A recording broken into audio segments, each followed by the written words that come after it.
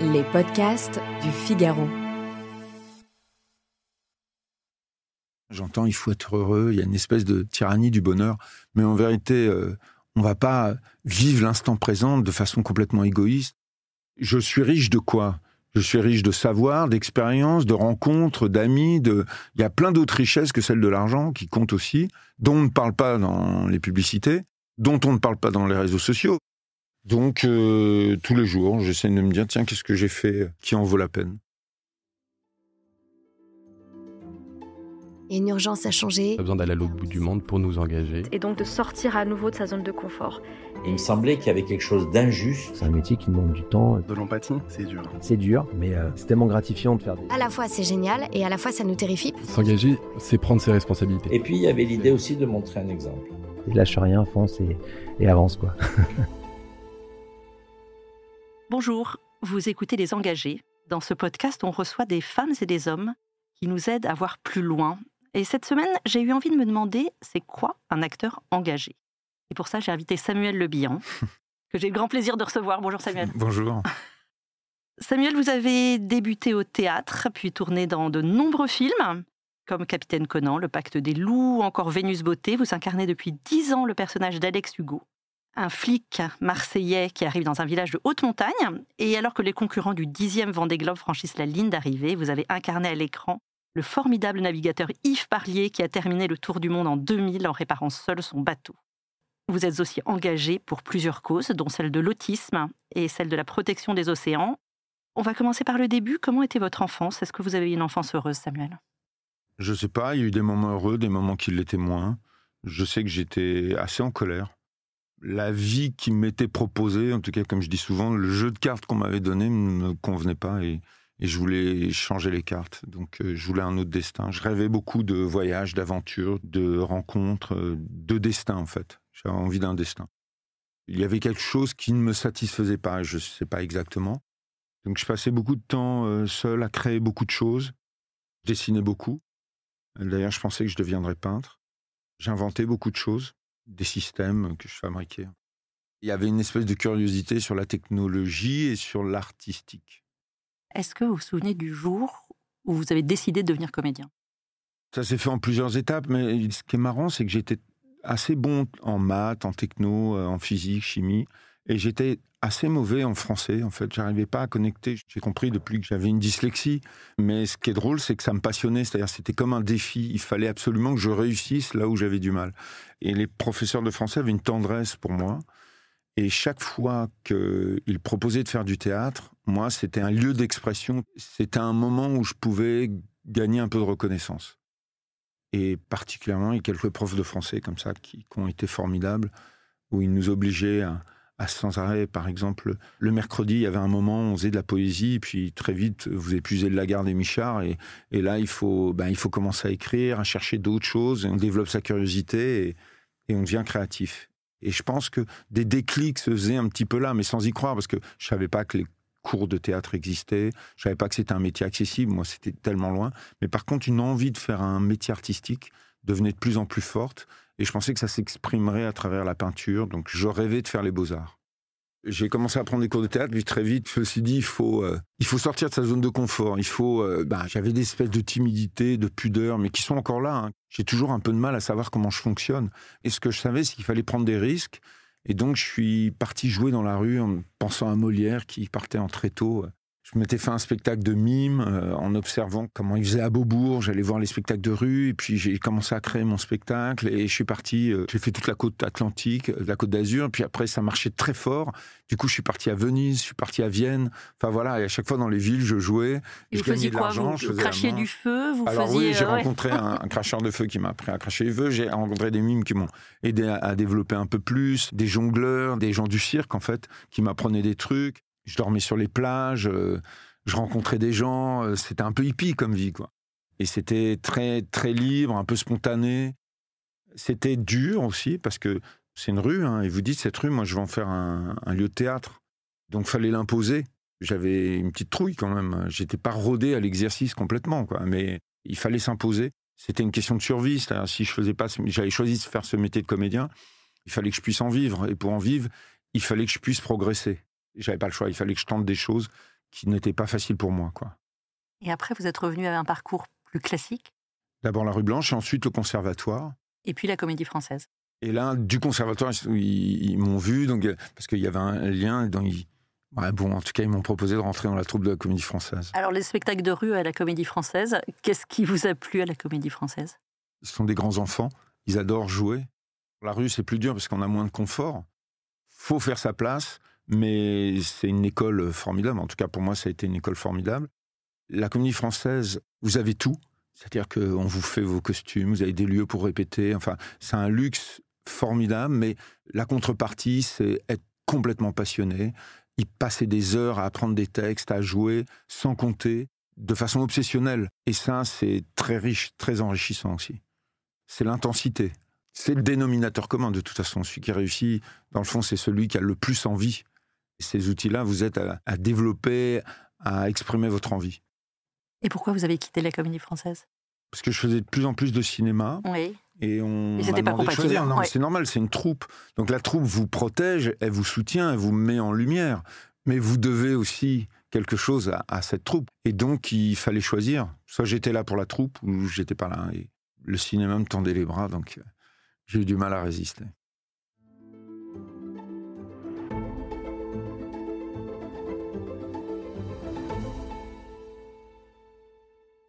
Vous avez interprété de nombreux personnages au cours de votre carrière. Est-ce qu'il y a un rôle que vous avez préféré? Peut-être Stanley Kowalski dans Un tramway nommé Désir. Donc ça, c'était au théâtre. Je sortais de la Comédie Française et on me proposait de jouer cette pièce qui avait été la pièce mythique de Marlon Brando. Donc je me confrontais à une légende et il fallait que je sois crédible. Et donc le défi était de taille. Je me suis énormément amusé dans ce rôle. D'abord, ça a été un succès. On a eu des critiques formidables. Donc j'ai réussi à convaincre. Et ensuite, le personnage, il a des caractéristiques assez enrichissantes. Il est très contrasté, très sensible et en même temps, il exprime énormément de virilité, une violence qui a besoin de confrontation et en même temps un cœur d'enfant. Enfin, c'est une espèce de grand écart en permanence émotionnel et qui me permettait d'explorer ma propre sensibilité. Donc ça me plaisait. Aujourd'hui, qu'est-ce qui vous anime dans le choix des rôles que vous acceptez? J'essaye de m'amuser, de m'enrichir. Je me lance des défis quand même. Quand on parlait de Seul, par exemple, Seul, c'est un vrai défi. Ça a été très, très dur. Et c'était un défi aussi pour le réalisateur, qui est un ami, c'est Pierre Izoard. On s'est rencontrés sur les Alex Hugo. Ensuite, on a fait un téléfilm sur l'autisme ensemble. Un père qui découvrait une paternité qu'il avait toujours fui.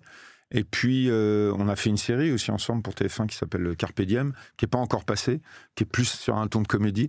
On est très complices, on se connaît, on a une bonne complémentarité, quoi. Donc, lui, il me surprend toujours dans sa mise en scène, et moi, j'arrive à le surprendre dans mon jeu. Donc, on reste toujours en éveil, c'est pas mal ça, c'est créatif.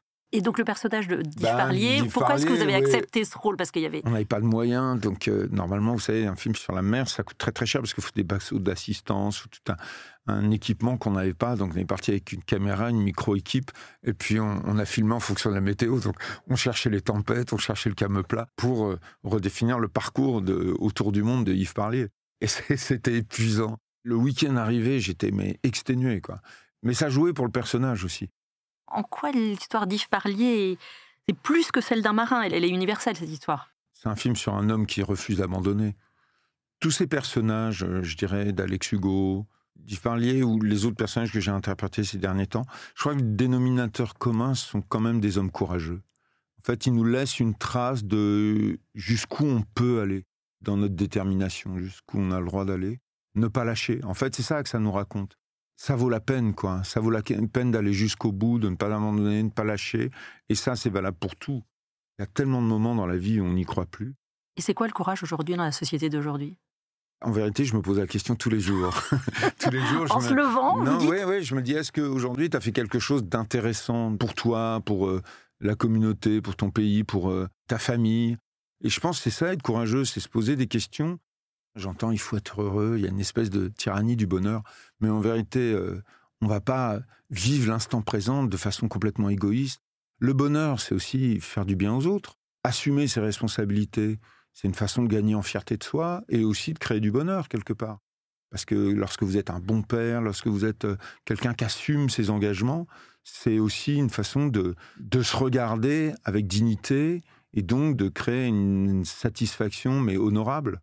Donc, c'est des personnages, quand on parle d'Yves Parler, par exemple, qui traversent des choses extrêmement difficiles et ils nous disent, ce qui est important, c'est de rester digne. C'est ça qui est important. Et il y a une valeur là-dessus. C'est-à-dire que je trouve qu'on est dans une société en permanence où on nous culpabilise de ne pas être assez bien. Moi, j'ai l'impression, je dis, mais j'aurais dû mieux réussir, j'aurais dû... je devrais être plus riche parce que je ne suis pas capable d'acheter tout ce qu'on nous propose. Donc, je suis riche de quoi ? Je suis riche de savoir, d'expérience, de rencontres, d'amis. Il y a plein d'autres richesses que celle de l'argent qui comptent aussi, dont on ne parle pas dans les publicités, dont on ne parle pas dans les réseaux sociaux, parce que les réseaux sociaux, il faut avoir une vie merveilleuse. Moi, je culpabilise toujours, j'ai l'impression que les autres, ils sont toujours dans des endroits incroyables. Je pense qu'on se trompe, quoi. Le bonheur, c'est pas le plaisir, il ne faut pas confondre. Je crois que le bonheur, c'est la fierté de soi. Donc, tous les jours, j'essaie de me dire, tiens, qu'est-ce que j'ai fait qui en vaut la peine ?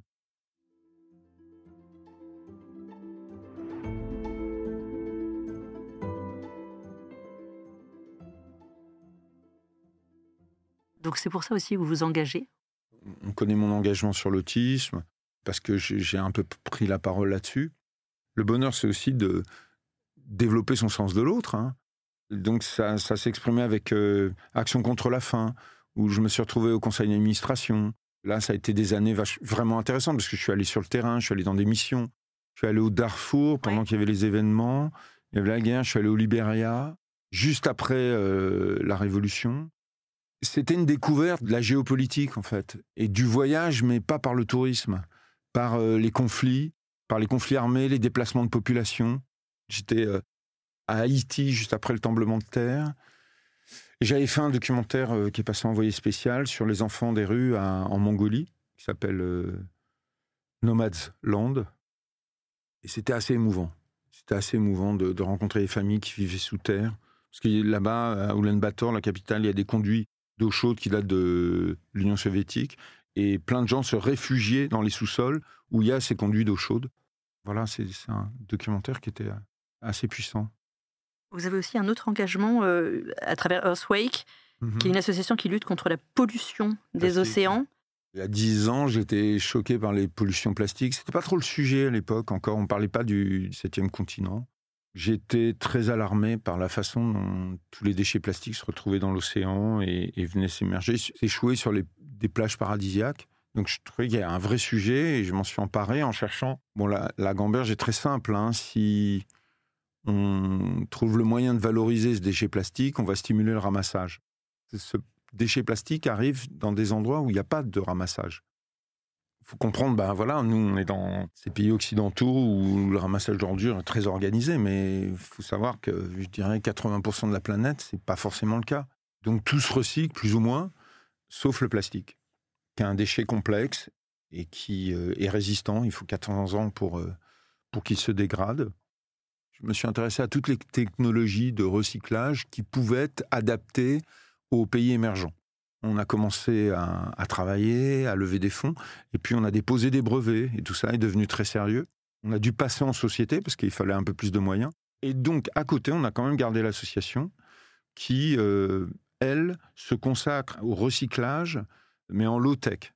Il n'y a pas de miracle, de toute façon, il faudra plein de petites solutions, mais le plastique, c'est vraiment effrayant. Si on commence à avoir les chiffres, voir un petit peu les perspectives de développement, ça fait froid dans le dos. Donc, c'est la multitude de propositions et d'initiatives qui feront la différence. Vous avez reçu la Légion d'honneur pour votre engagement. Vous en étiez fier ? Oui, bien sûr. Quand votre pays vous dit, tu as servi les intérêts de notre pays, tu as œuvré, tu as travaillé pour ton pays, et donc on te remet une médaille pour te dire ça. On a besoin de symboles. Moi, j'ai besoin de symboles pour avoir des repères, pour me construire, pour me projeter sur l'avenir. C'était pas une quête, mais il y a une vraie fierté. Pas pour moi, pour ma famille, pour mes enfants, pour ceux qui m'entourent. Je pense que c'est un repère, ça veut dire qu'on a fait quelque chose de bien. C'est pas rien, ça compte. Ce quelque chose de bien, c'était la création d'Autisme Info Service. Oui, en l'occurrence, oui. Qu'est-ce qui reste à faire en matière d'accueil des enfants et des jeunes autistes ? Il y a eu beaucoup d'efforts de fait sur la détection, sur la prise en charge des enfants, la prise en charge à l'école. C'est pas parfait, mais on a beaucoup évolué sur ce point. Là, aujourd'hui, la grande question, c'est les autistes adultes. Ça manque encore un peu de structure. Il y a des régions de France où il ne fait pas bon être autiste. C'est plus compliqué. J'aime beaucoup le tissu associatif parce que c'est concret. On est dans le combat, on construit, on est vraiment sur le terrain. C'est une façon d'œuvrer politiquement, mais dans des actes concrets. Bon, moi, on connaît, je pense, mon histoire personnelle, et donc j'ai été aidé. J'ai pu profiter de 20 ans de combat de parents qui ont monté des structures, qui ont ramené des méthodes des États-Unis, qui se sont battus contre la médecine, qui revendiquaient la psychanalyse, qui préféraient accuser les mères de leur lien affectif avec l'enfant plutôt que de se poser les bonnes questions. Et donc, c'est les parents qui ont réussi à faire avancer notre société, en tout cas à lui permettre de temporiser son retard. À mon tour, il fallait que je prenne le relais et de trouver qu'est-ce qu'on pouvait apporter de plus. Donc, ça a été cette plateforme. Et c'était une façon de regrouper aussi peut-être toutes les associations qui existent en France, qui font un travail formidable, et donc pouvoir communiquer à travers un annuaire qui nous permettrait tout de suite de savoir où s'adresser, trouver les compétences. C'est aussi une plateforme d'écoute téléphonique, donc sur laquelle on peut parler, on peut se confier, on peut parler de ses difficultés, et puis aussi avoir des vraies réponses médicales, sociales, comment faire un dossier MDPH, comment la loi défend les parents ou les autistes, toutes ces questions-là. Donc c'était une plateforme un peu complexe à monter, mais Florent Chapelle, mon associé de moi, qui est collaborateur, co-créateur, a fait tout le travail.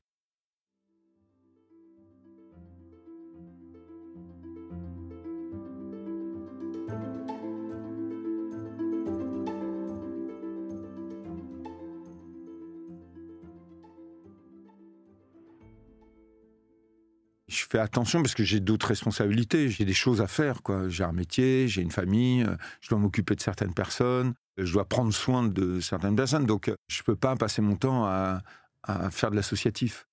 J'ai aussi une limite psychologique aussi, parce que c'est beaucoup de douleur, de souffrance, et il y a un moment, moi, ça m'affecte aussi, donc j'ai besoin de prendre un peu de distance, j'ai besoin de me ressourcer avec des choses positives. C'est quoi les choses positives qui vous font du bien ? Moi, ce que j'aime le plus, c'est construire, donc c'est monter des projets en équipe, à plusieurs. Ça, c'est ce qui me procure le plus de plaisir. Créer un projet à plusieurs. Donc l'associatif en est un, mais Earthwake, par exemple, en est un, qui est devenu une entreprise, mais c'est une aventure d'équipe. Écrire un scénario pour se dire on va en faire un film, pousser un projet de tournage, c'est un travail d'équipe, donc ça, c'est extrêmement stimulant. Et après, j'adore construire, donc je suis assez concret. C'est vrai que j'aurais pu être militant, en fait, dans le fond. Nous arrivons à la fin de notre entretien, et j'en viens à la question rituelle des engagés. Si vous étiez à ma place, quel engagé inviteriez-vous, Samuel ? Il y a un homme qui me vient en tête, c'est Francis Perrin. Alors, on est toujours sur la cause de l'autisme, mais moi, je dois vous dire une chose, il a fait vraiment progresser les choses en France, on ne se rend pas compte. Il a lutté, il a milité pour des méthodes américaines qui ont sauvé des gens, clairement, et sur lesquelles la médecine s'est opposée de façon très violente. Et donc, il est allé dans des émissions de télé, il s'est opposé à des gens et, au cours de débats, et son action était très courageuse. Et il a fait vraiment avancer les choses. On ne se rend pas compte, mais il a mis sa notoriété au service d'une cause qui a sauvé des enfants. Et pas seulement le sien. C'est un homme d'engagement qui a vraiment fait preuve de courage. Merci beaucoup, Samuel Le Bihan. Merci à vous. Merci d'avoir écouté cet épisode des Engagés. Je rappelle que ce podcast est disponible sur Figaro Radio, le site du Figaro et toutes les plateformes d'écoute. À bientôt.